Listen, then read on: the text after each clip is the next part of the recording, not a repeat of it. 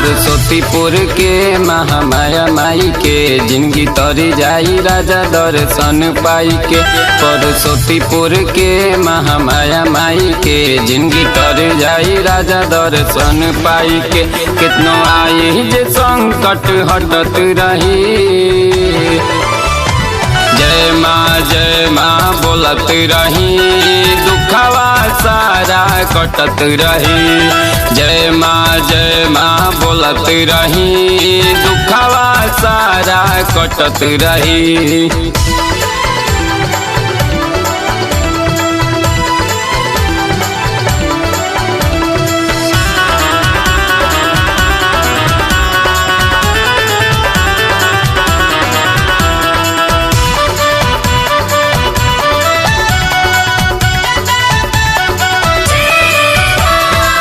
मैया के महिमा हो जग में अपार, जानता गहुआ जवार हो। केहू नया वेला वही जा से खाली, सुनली सबके पुकार हो। मैया के महिमा हो जग में अपार, जानता गहुआ जवार हो।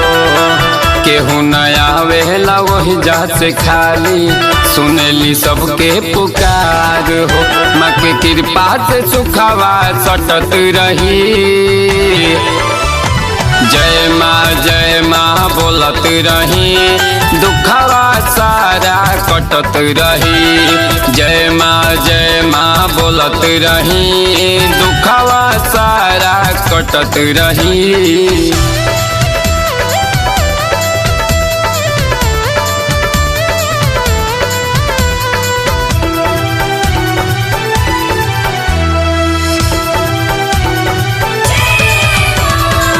दुख बयार नहीं आवेला कबहू, सुखी रहेला परिवार हो।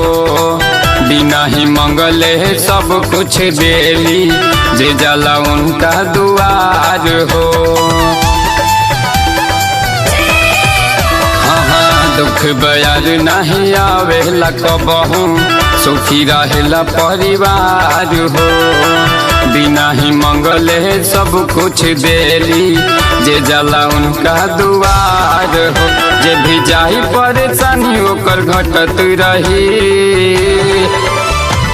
जय माँ बोलत रही, दुखवा सारा कटत रही। जय माँ बोलत रही, दुखवा सारा कटत रही।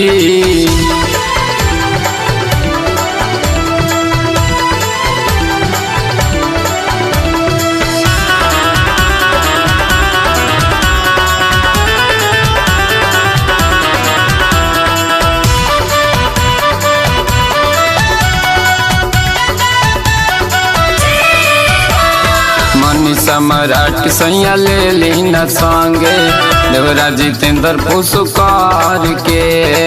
मंदिर धोवे लाले आई है रोहित, बक्सर से गंगा जल भर के।